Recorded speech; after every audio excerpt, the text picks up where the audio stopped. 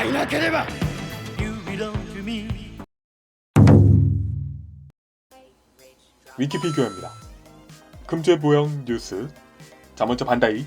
뉴건담과 함께 건담 모빌 슈트계의 아이돌이라고 할 수 있죠.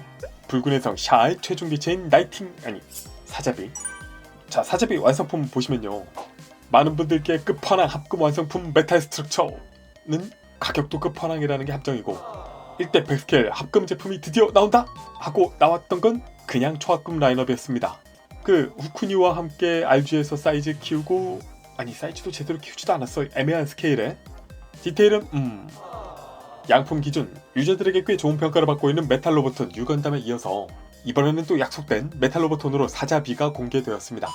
뭐 카시그니처나 그런 표기가 없기 때문에 이 모습, 가능한 원작의 모습을 잘 반영하고 있는 점을 확인할 수 있는데요. 이 사자비 디자인의 재해석에 있어서는 너무 나이팅게일스럽지도 또 너무 많은 분할이 이루어진 것도 아닌 적당한 밸런스를 일단은 보여주고 있습니다. 뭐 그것을 제대로 보여주기 위해서인지 상품의 공식 포즈부터가 근본스럽죠. 개인적으로는 특히 헤드가요, 모노아이도 그렇고 전체 바디 대비 적당히 존재감 있게 나와준 점, 블레이드 안테나와 밸런스 등등 해서 마음에 드는 부분입니다. 다만 좀 이질감이 드는 부분이 또 있는데요. 그것은 이 몸통의 두께와 스커트의 볼륨감 부분이에요. 그러니까 허리가 너무 얇다. 아니 왜 자꾸 사자비를 개미허리로 만드는 거야? 원본 허리는 이 정도거든요. 이렇게가 바디인데 메탈 로보톤 같은 경우는 백팩 두께까지 해야 그 정도 두께가 될까 말까 라는 인상이 듭니다. 이 부분은 아무래도 호불호가 있을 수 있겠죠. 추가로 다리의 경우도 앞뒤는 충분히 두껍거든요. 근데 양 옆으로는 좀 볼륨감이 모자라지 않나 생각이 들어요. 뭐 개인적으로는 아마도 가동성을 위한 부분이 아니었을까 생각이 들기는 하는데요. 실제로 이번 제품의 가장 큰 컨셉이 이 사자비와 뉴건담 원작 격투전의 포즈를 구현하는 것에 두고 있다고 하기도 합니다. 아무튼 메로운 사자비 높이는 16cm입니다. RG랑 비슷한가? 살짝 작나? 그리고 합금량이요 5. 단순히 관절에만 들어간 게 아니라 거의 대부분의 프레임, 플러스, 스커트, 종아리 등등 해서 메탈 로봇 중에서도 꽤 높은 수준이에요. 뭐 실제로 무버블 프레임과 스러스터 등 다이캐스트 사용으로 메카니컬한 인상을 강화하는 목표를 가지고 있다고 합니다.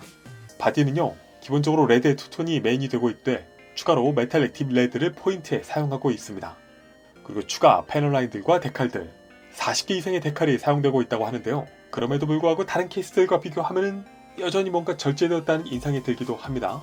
무장, 판넬은 당연히 별도로 부속이 되어 있습니다. 클리어 지지대를 통해서 판넬 컨테이너에서 사출되는 모습을 연출할 수 있고요. 그래서 경납용과 사출용 두 종류로 판넬이 각 6개가 들어있습니다. 또 판넬에 버니어 이펙트 파츠까지 들어있죠. 추가로 기본 무장 빔 쇼트 라이플에 빔 토마호크에다가 전용 이펙트 파츠까지 부속이 되어 있습니다. 그리고 이게 귀하죠. 극 중에서 뉴건담의 빔 라이플을 파괴했던 토마호크 투척 이펙트까지 들어있어요. 오호. 그리고 빔사벨 한쌍. 빔사벨 이펙트 파츠는 길고 짧은 형태로 두 종류가 부속되어 있습니다. 대형 실드, 안쪽으로 빔 토마호크와 미사일이 탑재되어 있고요. 또 한 번 귀하게 이 일러스트로 유명했던 롱라이플이 또 부속이 되어 있습니다. 본편에서는 등장하지 않았지만은 나름 유명한 무기죠. 기타 손목에서 프레임 인출 기믹, 레버를 통해 조작할 수 있고 손목에서 나오는 빔사벨의 그립 연출을 더 자연스럽게 할 수 있는 부분입니다. 어깨 장갑은 팔의 스윙과 독립적으로 움직임이 가능하고요. 다리 쪽에서는 장갑, 전개 기믹도 갖추고 있죠.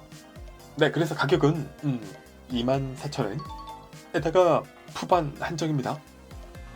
사자비가? 자, 어쨌든 앞서 뉴건담도 출시 전 대비 출시 후의 평가가 꽤 좋았던 만큼요, 사자비 역시 기대가 되지 않을 수 없습니다. 물론 프로포션에 대한 호불호 있을 수 있겠죠. 그리고 가성비는 뭐 메론이잖아 하잖아요. 다만 이 부분이 있습니다. 메탈 완성품 사자비인데 핸들링에 최적화된 제품이다 라는 장점이 있는 거죠. 이건 아무리 프라가 좋게 나온다고 해도 그와는 차별화된 메탈 완성품만의 강점이라고 할 수 있을 겁니다. 네, 그래서 구매 고려해 볼만 하지 않을까 생각이 들어요. 그리고 다음 제품, 2024년 출시 후에 높은 인기를 끌었던 바로 그 제품이죠. 맥스 팩토리 춘리가 재판이 결정되었습니다. 스트리트 파이터 춘리야 뭐 워낙 인기 캐릭터이지만요, 그 중에서도 높은 평가를 받고 있는, 개인적으로는 보기에 세상에 더 비싸고 큰 춘리 상품은 있을지언정 이보다 더 잘 나온 춘리 피규어는 없지 않을까 까지 생각이 들 정도인 제품이었는데요. 그 이유는 세 가지입니다. 1번은 근본력. 춘리 관련해서 여러 일러스트와 여러 일러스트레이터 분들이 있었습니다만 제가 좋아하는 니시무라 키누님 이상으로 근본력이 있는 아키마님의 일러스트를 기반으로 하고 있다. 2번은 캐릭터 특징입니다. 특징인 허벅지를 가장 잘 살린 제품 중 하나이다. 이 제품과 함께요. 그리고 3번은 뭐 자연스러운 포즈와 분위기. 네, 이런 부분들 때문에요. 이 제품 당당한 춘리 컬렉터블의 1티어 명작이다 할 수 있는 것이고요. 이후에 좀 더 어쩌면 대중적이었을 수 있는 스탠딩 버전이 나왔음에도 불구하고 이 전 버전이 헤드와 이런 특징들까지 해서 더욱더 독보적인 인기를 끌고 있었습니다. 고로 이번 재판 관심이 있으셨던 분들께서는 이번 기회를 잘 살리시는 게 좋겠죠. 다음 타카라 토미의 조이드 리뉴얼 시리즈라고 할 수 있는 에이지 시리즈 신작 공화국의 울트라사우루스를 예고하고 있습니다. 그렇지 않아도 인기 높은 구판 대형급 조이드 중에 하나인데요. 초노급의 조이드 제품 역사상 가장 크다고 하니까 진짜 뭐 이것은 추가 공개를 또 기다려보도록 할게요. 기타 현지에서는 슬슬 리뷰가 올라오고 있습니다. 킹아츠의 슈퍼로봇 전보트 3 반다이 초합고문의 진강판 아니냐 라는 말들도 많았지만요. 그만큼 비슷해 보이기도 하지만은 공개된 리뷰 등등을 보면은 다른 부분들도 보입니다. 뭐 일단 비율부터 다르긴 하거든요. 팔은 짧아지고 골반도 다소 짧아지고 다리는 길어졌다. 패널라인과 먹선 표현이 더해진 점이 있고요. 가장 큰 차이점은 역시 골반의 관절 확장, 다리의 가동이 드디어 가능해졌다 라는 점이 될 겁니다. 기회가 닿는 대로 리뷰를 해보도록 하겠습니다. 네, 그래서 이번 주 저의 구매 리스트는요. 네, 요렇게입니다. 여러분들께서도 현명한 선택 되시길 빌면서 저는 또 다른 영상으로 돌아오겠습니다. 위키피규어였습니다. 위키